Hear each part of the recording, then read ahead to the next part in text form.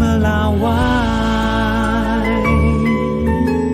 Saudara, pemerintah tengah menyiapkan tunjangan hari raya atau THR Lebaran untuk aparatur sipil negara. Menteri Keuangan bilang kepastian THR akan diumumkan langsung oleh Presiden Prabowo.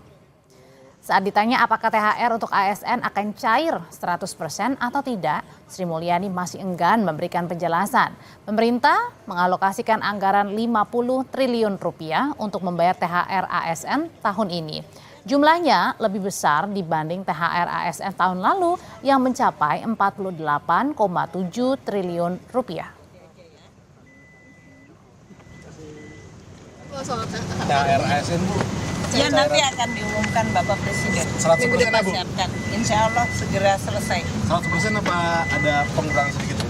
Nanti aja ya.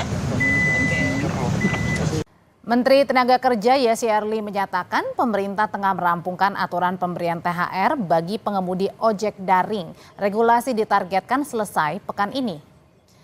Yassi Early bilang saat ini pembahasan aturan THR bagi pengemudi ojek daring telah masuk tahap finalisasi. Sebelumnya, pemerintah bersama perusahaan dan aplikator saling berkomunikasi menentukan pemberian THR bagi pengemudi ojek daring.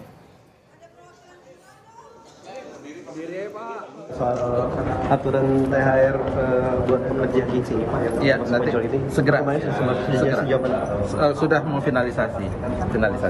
Berarti dalam minggu-minggu ini atau? Insya Allah minggu ini. Target kita minggu ini.